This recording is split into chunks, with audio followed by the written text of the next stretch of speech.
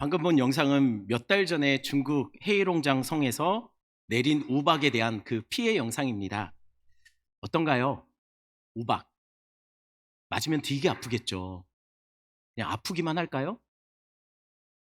아마 주님이 보일 겁니다. 영상에서 보셨듯이 우박으로 인해 차와 유리창, 아파트 유리창이 다 깨졌어요. 건물 외벽이 파손되었습니다. 그리고 밭의 농작물들은 완전히 쑥대밭이 되었습니다. 고작 6분간 내렸대요. 근데 그 6분이 이런 어마어마한 피해를 났다는 거죠. 근데 사실 이 영상보다는 사실은 역사에 기록된 우박에 대한 피해들은 더 심각한 것들이 많이 있습니다. 그나마 옛날보다 지금은 도시에서 이런 일이 벌어지면 좀 그나마 나아요. 왜냐면 도시에서 나면 피할 곳이 많거든요. 숨어 들어갈 곳이 많아요. 하지만 옛날처럼 이렇게 건물이 많지 않은 곳에서는 이런 우박을 맞이하게 되면요, 이거는 뭐 속수무책이죠. 그런데 이것들과는 비교도 안 될 엄청난 파괴력을 가진 우박에 대한 기록이 오늘 본문에 소개되고 있습니다. 우리는 7번째 재앙에 대해서 이야기할 건데요, 우리 한번 23절 같이 보겠습니다. 23절입니다. 모세가 하늘을 향하여 지팡이를 들매 여호와께서 우레소리와 우박을 보내시고 불을 내려 땅에 달리게 하시니라. 여호와께서 우박을 애굽 땅에 내리시매. 7번째 재앙은 우박 재앙이었습니다. 근데 이게 우리가 그냥 알고 있는 그냥 단순한 우박이 아니에요. 단순한 우박이 아니면 복잡한 우박도 있을까요? 예, 오늘은 좀 복잡해요. 아주 버라이어티한 우박입니다. 일단 이 우박이요, 그냥 우박만 내린 게 아니라 우레소리와 동반한 우박이었다라고 얘기해요. 여러분, 당시 고대 근동에서는요, 우레소리라는 것은 그냥 자연이 만들어내는 일반적인 자연 현상의 소리가 아니었어요. 고대 근동의 사람들에게 있어서는요, 우레소리는요, 그건 신의 임재를 알리는 소리였어요. 신이 다가오실 때 내는 소리였어요. 그러니 여러분, 28절에 우레소리를 여러분 그냥 우레소리라고 안 하고 원어로 보면 하나님의 보이스라고 해요. 하나님의 소리, 하나님의 음성이라고 얘기합니다. 원어로는 그렇게 해석이 돼요. 그러니 여러분 생각해 보세요. 우르릉 쾅쾅 소리가 나는 순간 그것을 듣는 사람들은 뭐라고 느꼈죠? 아, 신이 다가오신다. 그런데 신이 다가오고 있다라고 생각하는 순간 갑자기 땅바닥에 두두두두두두 하면서 우박이 쏟아져요. 여러분, 그러니 이게 어떻게 느껴졌을까요? 그리고 이 우박이 그냥 우박이 아니었습니다. 그냥 우박이 아니면 뭘까요? 이 우박은요, 불이 추가됐어요. 지금 상황이 어떤 상황입니까? 우르릉 쾅쾅. 아, 주님 오신다? 두두두두. 예, 막 우박이 쏟아지면 갑자기 막 펑펑 하면서, 예, 불덩어리가 같이 떨어지고 있다는 거예요. 그러니 누가 봐도 이거는 뭡니까? 신의 진노예요. 신이 지금 단단히 화가 난 거죠. 그래서 이것에 대해서 24절은 이렇게 말합니다. 24절 같이 있습니다. 우박이 내림과 불덩이가 우박에 섞여 내림이 심히 맹렬하니 나라가 생긴 그때로부터 애굽 온 땅에는 그와 같은 일이 없었더라. 애굽에 내리는 우박이 이게 처음이었겠습니까? 처음은 아니에요. 그런데 이렇게 맹렬하게 내리는 우박은 처음이었다라고 해요. 사람들이 당황했죠. 게다가 이 우박이 애굽 사람을 더 강하게 흔들어 놓았던 이유는요, 보통 우박은 대개 10분을 안 넘겨요. 근데 이 우박은 어땠습니까? 이 우박은 성경에 보면 바로가 모세를 불러와서 제발 좀 우박 좀 우레소리 좀 그치게 해달라, 기도 좀 해달라 라고 해요. 그때까지 우박이 이어졌다는 거예요. 그러면은 아무리 짧게 잡아도 수시간, 아마 보통은 한 며칠을 갔을 거예요. 여러분, 며칠 동안 우박이 그것도 우레소리와 함께 불과 함께 떨어진다고 생각해 보세요. 여러분, 이게 뭐 그냥 평범한 일입니까? 잠깐 피해 있으면 되는 일입니까? 아마 다들 아이고 우리 할머니 잘 마셨던 우짜우리야, 아마 그런 소리가 자기도 모르게 나왔을 거예요. 그럼 구체적으로 당시 애굽 사람들은 어떤 피해를 당했을까요? 25절입니다. 25절 같이 있습니다. 우박이 애굽 온 땅에서 사람과 짐승을 막론하고 밭에 있는 모든 것을 쳤으며 우박이 또 밭의 모든 채소를 치고 들의 모든 나무를 꺾었으되. 우박이 어떤 피해를 주고 있습니까? 밖에 있는 사람들을 강타해요. 사상자가 났습니다. 가축들이 우박으로 인해 몰살당해요. 밭의 작물들이 다 쑥대밭이 돼요. 들의 나무들은 우박에 맞아서 전부 다 갈라지고 쪼개졌습니다. 땅이 황폐져요. 한마디로 뭐 하나 건질 것 없는 상황이 됩니다. 싸그리 몽땅 다 한꺼번에 왕창 끝나버린 거예요. 다 날아갔어요. 그러니 얼마나 기가 막혔을까요? 이런 상황이면 어땠을까요? 제가 상병 때였던 것 같아요. 휴가를 나왔는데 그때는요 아직 핸드폰이 보급되지 않았던 때였어요. 저도 만만치 않게 옛날 사람이죠. 휴가를 나왔는데 뭐 연락이 돼야죠. 그래서 일단 무작정 집에 갔습니다. 근데 혹시나 했더니 역시나 집에 사람이 아무도 없는 거예요. 문은 잠겨 있고. 그러니 어떻게 할까요? 여러분 어떻게 해야겠습니까? 문이 잠겨 있는데? 담을 넘었어요, 제가. 그때 제가 살던 집은요, 담을 넘으면 뒤로 이렇게 건물 뒤편으로 가면은요, 이렇게 거실과 통하는 작은 창이 있었거든요. 그 창이 이렇게 옛날 창이어서요, 이렇게 살살살살 흔들면은 열려요. 그리고 창을 두 개를 빼면, 제가 지금은 이렇지만 그때는 그 좁은 창으로 들어갈 수 있었어요. 그래서 살살살살 열어서 제가 창을 통해서 집에 들어갔습니다. 집에 들어갔는데 성공했어요. 그런데 들어가고 보니까 이게 뭐가 잘못돼도 크게 잘못된 거예요. 왜냐면요, 분명 우리 집이거든요? 아니, 우리 집이어야 하거든요? 근데 들어가 보니까 이게 우리 집이 아닌 거예요. 세간살이가 전부 다 처음 보는 것들이에요. 뭐 사진이며 제 물건이며 아무것도 없는 거예요. 졸지에 제가 뭡니까? 군복 입고 좀도둑이 된 거예요. 그리고 심지어는 이쯤 되면 강아지가 나와야 되거든요? 꼬리 치며? 근데 강아지도 없어요. 그러니 제가 지금 남의 집에 들어간 거예요. 좀도둑으로. 그러니 어떻게 할까요? 제가 거기서 한참 고민했어요. 그 어렵게 삐집고 들어온 그 창문으로 다시 나갈까? 그러면 진짜 제가 좀도둑 같잖아요, 더. 그러면 문을 열고 나가서 그냥 자연스럽게 나갈까요? 그건 좀도둑치고 너무 당당하잖아요. 그리고 남의 집에 들어와서 문 열고 가버리면 됩니까? 제가 고민하다가 안 되겠다. 일단 문을 열고 나가서 집 근처에 있는 공중전화에서 제가 아는 번호로 다 전화해서 용케 어머니와 연락이 닿았어요. 일단 어머니가 하시는 말씀에는 우리 집이 맞대요. 저는 일단 좀도둑의 누명은 벗었어요. 그러면은 도대체 세간살이와 강아지는 어떻게 된 걸까요? 제가 군에 있는 동안 집에 전기 누전으로 화재가 났대요. 그래서 집안에 있는 세간들이 다 불에 타고 그을리고 또 소방차가 뿌려대는 물 때문에 하나도 건질 것이 없었대요. 다 망가졌어요. 강아지는 혼자 집에 있다가 질식해서 죽었대요. 어머니는 나중에 집에 불 났다는 소식 듣고 급하게 집에 들어왔는데 막 불이 뭐 집에 남은 게 아무것도 없으니 그냥 힘이 쭉 빠지면서 주저앉았대요. 그럼 멍하니 울다가 그냥 계속 드는 생각은 내가 이러다 죽어야지. 이런 생각밖에 안 들었대요. 지금 애굽 사람이 그랬을 거예요. 불과 우박, 그동안 고생해서 지어놓은 농작물을 다 쑥대밭으로 만들어놨습니다. 몇 년 동안 키웠던 열매 맺는 나무도 다 쪼개지고 다 죽어버렸어요. 가축들 싸그리 몽땅 죽었습니다. 나무며 집이며 여러분 뭐 하나 성한 것이 없어요. 여러분 하나도 건질 것이 없게 됐어요. 그러니 얼마나 기가 막혔을까요? 게다가요, 여기저기 우박 맞은 사람들이 피를 흘리고 부러져 있고 또 누군가는 널브러져 시체로 쓰러져 있어요. 사람들이 여기저기 비명소리가 들리죠. 여러분 지옥이 있다면 아마 이렇지 않았을까 그들은 생각했을 거예요. 그런데 더 참담한 게 뭔지 아십니까? 지금 이 상황이요, 애굽 사람들에게는 도무지 납득이 안 돼요. 이해가 안 돼요. 받아들일 수가 없어요. 아무리 생각해도 이건 아니에요. 뭐가 아니냐면 이전에도 한번 언급했듯이 애굽 사람들은요, 대기의 신 슈와 하늘의 신 누트를 섬기거든요. 이 그림 보셨던 그림이죠? 처음 보는 그림인가요? 처음 보는 그림이면 안 되는데, 여러분 잘못 없습니다. 제가 잘못합니다. 제가 한 겁니다. 여러분들 처음 본 거라면 제가 잘못한 거예요. 제가 좀 지루하게 설교를 해서 그런 거예요. 여러분 보세요. 하늘의 신과 공기의 신을 섬기는데 이 재앙 때 무슨 일이 벌어집니까? 하늘과 대기에 우박과 불덩어리가 쏟아졌어요. 하늘은 끊임없이 하늘이 찢어지듯이 우레소리를 내고 있습니다. 그것을 보면서 아마 애굽 사람들은 그렇게 생각했을 거예요. 아니 왜?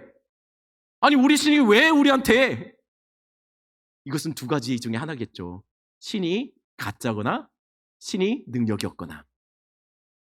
이뿐 아닙니다. 우박과 불덩어리가 모든 작물과 열매 맺는 나무들을 다 박살내고 있을 때 그들이 믿고 있는 곡식을 보호하는 신인 세트와 민은 뭘 하고 있었을까요? 민도 신입니다. 게다가 더 당황스러운 것이 있어요. 이번에도요. 애굽 땅은 완전히 박살이 나고 있는데 이스라엘이 살고 있는 고센 땅은 말짱해요. 아니 도대체 이걸 어떻게 이해해야 될까요? 고작 자신들이 부리는 노예들의 신이 말했다고 이 지경이 된 거예요. 그런데요, 이건 또 뭔 일이죠? 고센 땅에 사는 이스라엘만 피해를 안 본 게 아니에요. 가만히 보니까 애굽 사람들 중에 피해가 없었던 사람들도 있더라는 거예요. 이게 어떻게 된 일이죠? 19절 보겠습니다. 19절 같이 있습니다. 이제 내 들에 있는 것을 다 모으라. 사람이나 짐승이나 물의 들에 있어서 집에 돌아오지 않는 것들에게는 우박이 그 위에 내리리니 그것들이 죽으리라 하셨다 하라 하시니라. 애굽 사람들 중에 이 재앙으로부터 피해를 보지 않았던 사람들, 이 사람들은 왜 그랬습니까?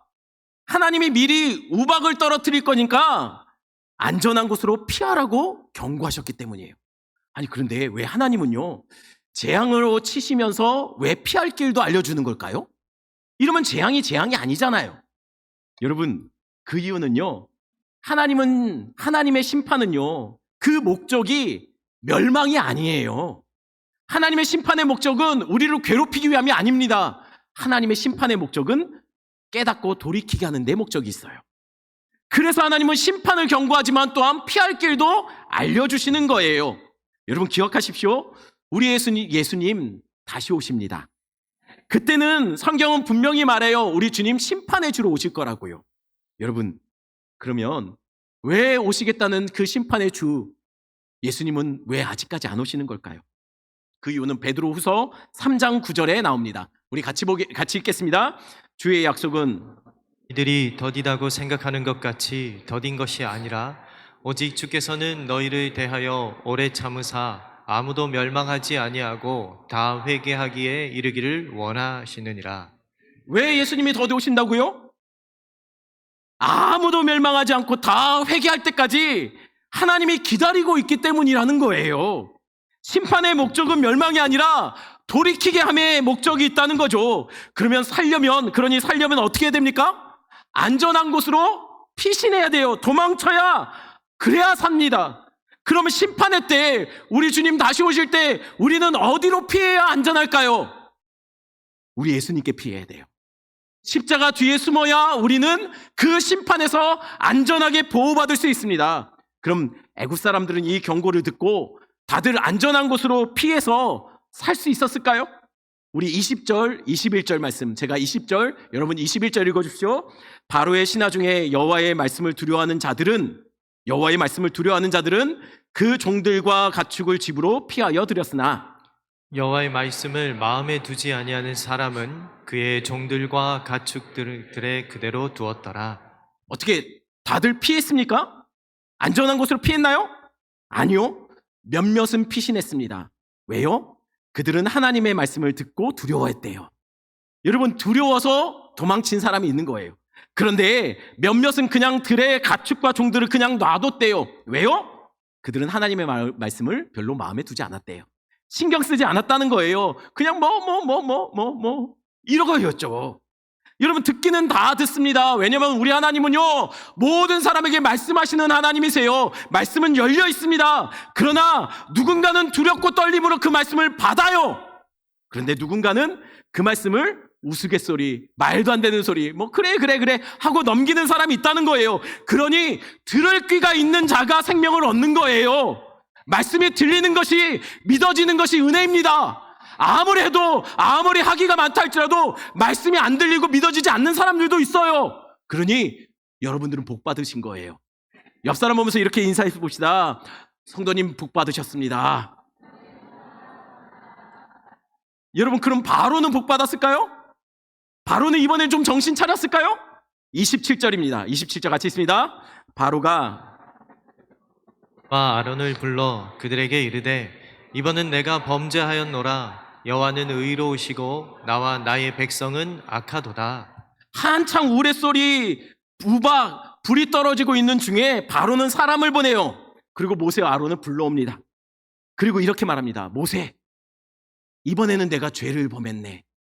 하나님 의로우시고 나와 내 백성은 악하네. 왜 갑자기 바로가 이럴까요? 어울리지 않게? 그래서 바로가 진짜 하고 싶은 말이 뭘까요? 28절 제가 있습니다. 여호와께 구하여 이 우레소리와 우박을 그만 그치게 하라. 내가 너희를 보내리니 너희가 다시는 머물지 아니하리라. 진짜 하고 싶은 말이 이 말이에요. 그러니 제발 좀 기도 좀 해줘. 이 우레소리와 우박소리 좀 그치게. 그러면 내가 이스라엘을 보내줄게. 더 이상 이스라엘은 이 땅에 없을 거야. 가도 돼. 여러분 어떻습니까? 이번에 우리 금쪽이 바로가 좀 변한 것 같습니까? 이번에는 좀 진정성이 느껴지나요? 정말 회심한 거 맞습니까? 정말 회개했나요? 여러분 글쎄요.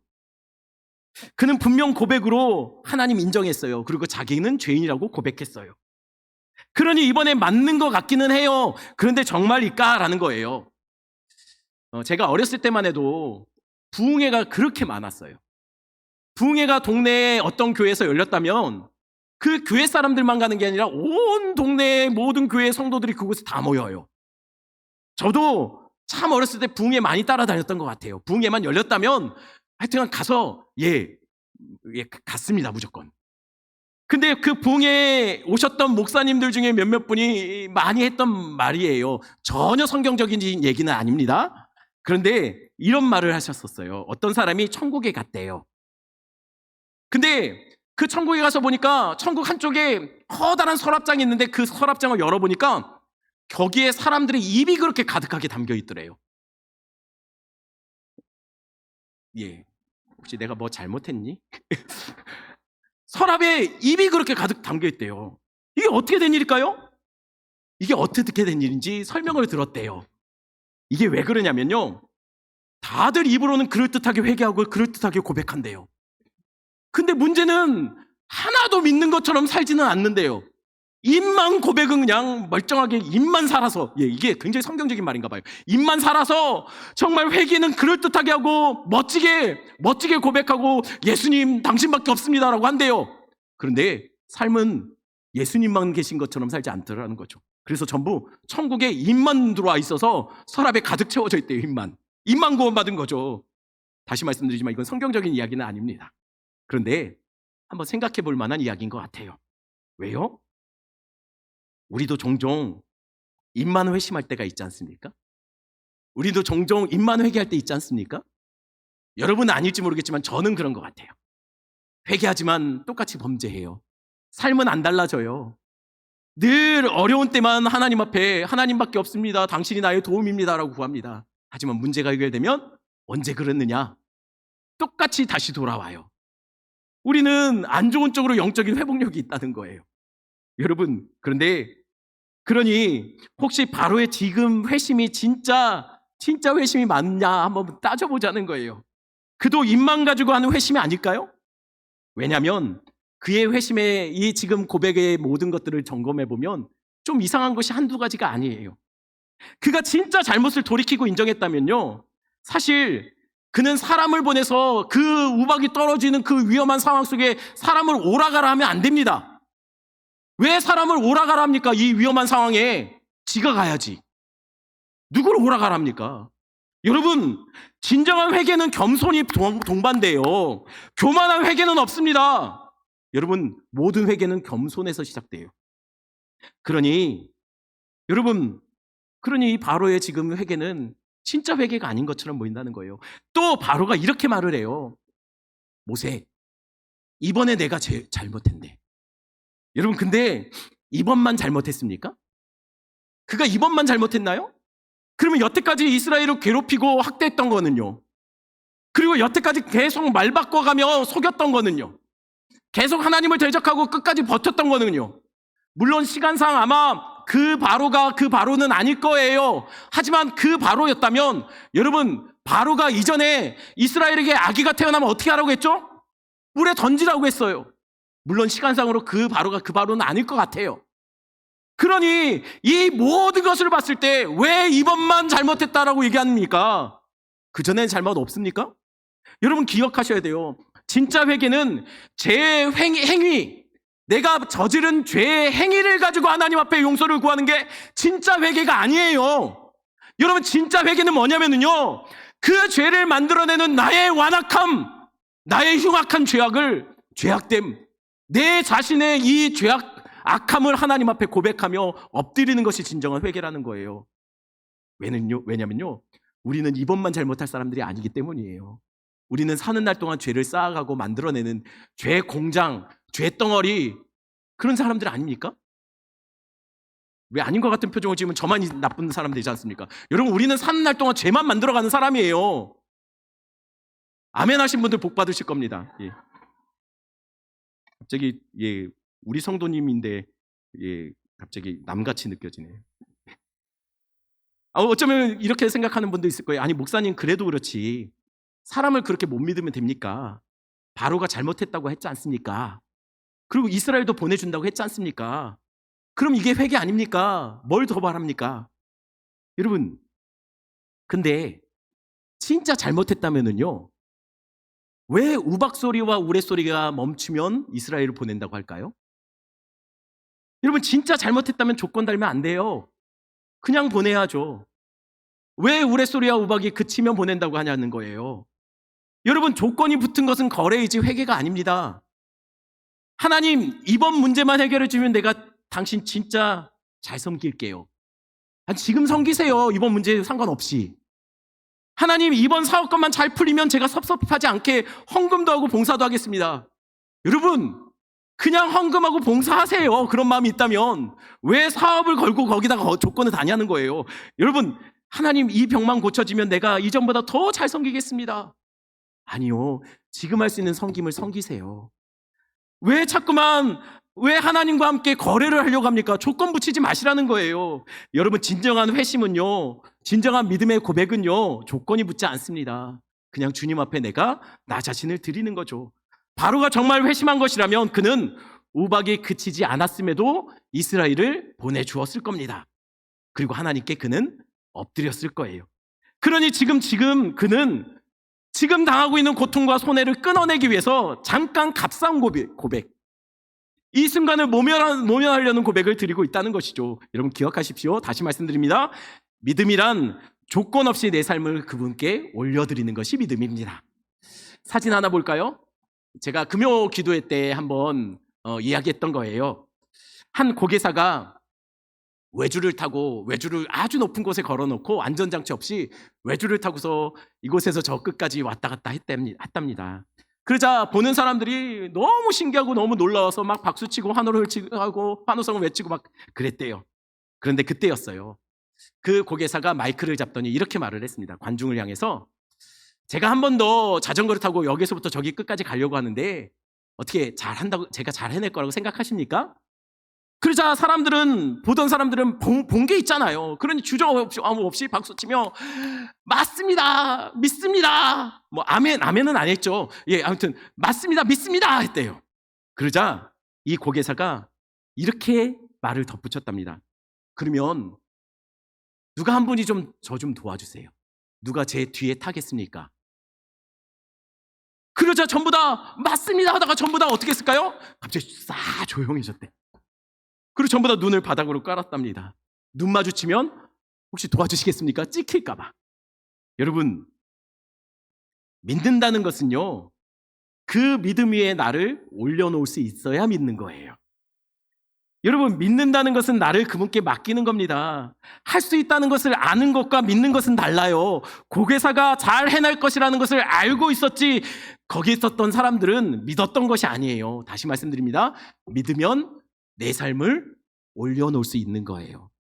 여러분 예수님 믿습니까? 그러면요, 여러분 믿고 예수님께 나의 삶을 올려놓을 수 있어야 돼요. 내 인생을 올려놓을 수 있어야 돼요. 믿는다면 내 사업도, 내 가정도, 내 자녀도 예수님께 맡길 수 있어야 되는 거예요. 맡기면 큰일 날 것 같은데. 아니, 우리 아이 진로 문제는 상담 선생님한테 맡겨야 될 것 같은데. 학원 선생님한테 맡겨야 될 것 같은데. 예수님께 맡기면 우리 애가 앞으로 어떻게 살지 참 심히 난감한데. 여러분, 혹시 그런 마음이 드신다면요, 우리가 주님을 믿는 것이 아니라 우리는 알고 있는 사람들이죠. 바로는 믿는 것처럼 말했어요. 그러나 그는 믿는 것이 아니라 여태까지 모든 기적적인 일들을 보면서 하나님을 대해서 알고 있었죠. 믿었던 게 아니었다는 거예요. 그래서 그 순간을 모면하기 위해서 아주 값싼 고백을 한 거예요. 그것을 어떻게 할 수 있습니까? 31절, 32절을 보면 알 수 있어요. 31절 제가 읽고 32절 읽어주십시오. 그때 보리는 이삭이 나왔고 삼은 꽃이 피었으므로 삼과 보리가 상하였으나 보리는 자라지 아니한 고로 상하지 아니하였더라. 아니, 보리와 삼은 우박에 다 망했다고 얘기해요. 근데 밀과 보리는 아직 자라지 않아서 상하지 않았다고 합니다. 우박에도 아직 멀쩡한 게 있었다는 거죠. 이 이야기를 왜 갑자기 할까요? 지금 바로의 마음이 그래요. 무슨 얘기냐면 지금 이 우박을 통해서 그동안 길렀던 보리와 삼은 폭삭 망한 겁니다. 지금 대책이 없어요. 그러니 지금은 어떤 때입니까? 숙이고 들어갈 때예요. 하지만 뭐가 자라고 있죠? 밀과 쌀보리가 자라고 있어요. 그때는 숨통이 튈 것 같아요. 그러니 잠시 고개를 숙이고 들어가지만 이제 밀과 쌀보리가 다 자라면 그는 이제는 자기도 비빌 구석, 믿을 구석이 있다는 거예요. 위기의 순간 여러분 고개 숙이지만 이제 그것이 해결되면 다시 바로는 본연의 바로로 돌아와 완악함을 행하고 여전히 이스라엘을 놔주지 않을 겁니다. 실제로 여러분 우박과 천둥 소리가 끝나자마자 이스라엘 다시 바로는 완악해졌다라고 말해요. 여러분 어떤가요? 바로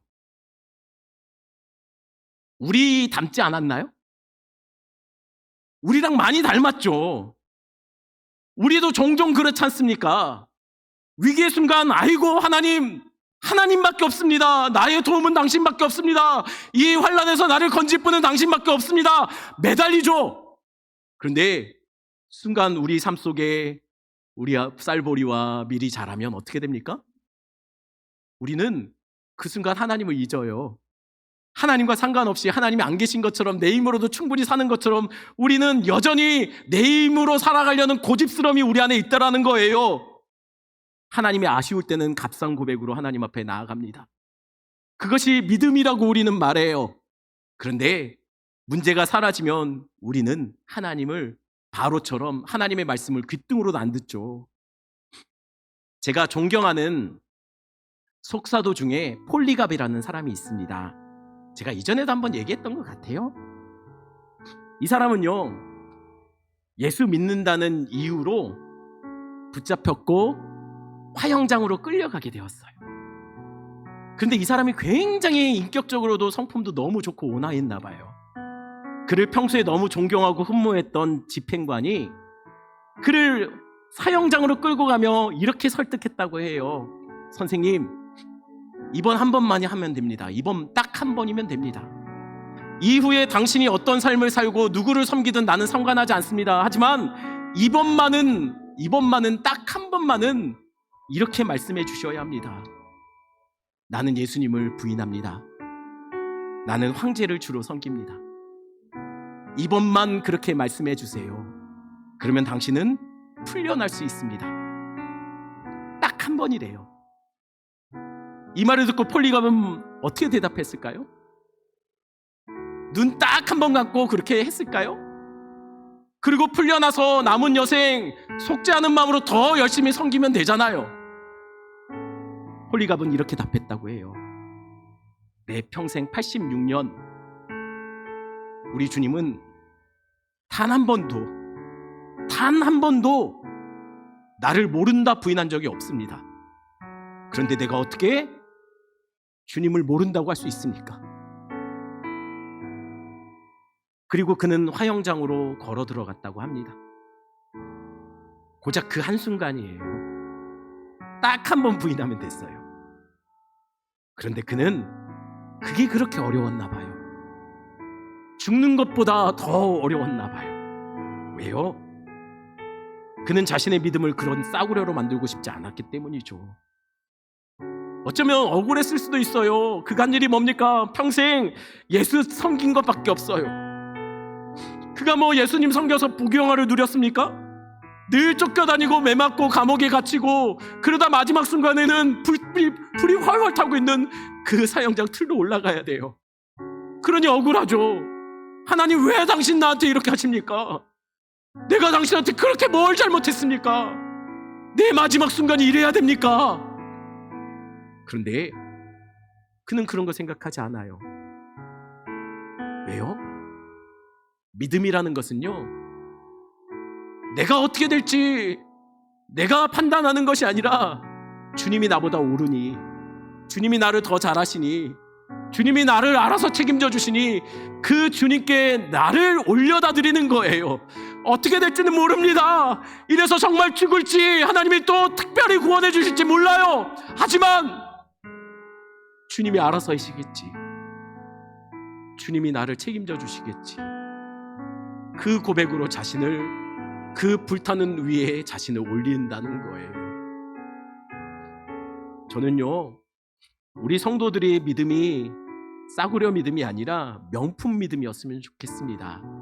이미 그러셨고 앞으로도 그러길 바랍니다. 단지 지금 이 순간을 넘기고 이 순간 달콤한 것을 찾아다니는 자들이 아니라 우리 주님께 내 삶을 드리고 맡기는 그런 삶을 살아가시는 우리 성도님 되기를 축원합니다. 말씀 생각하시면서 이 찬양 같이 합니다.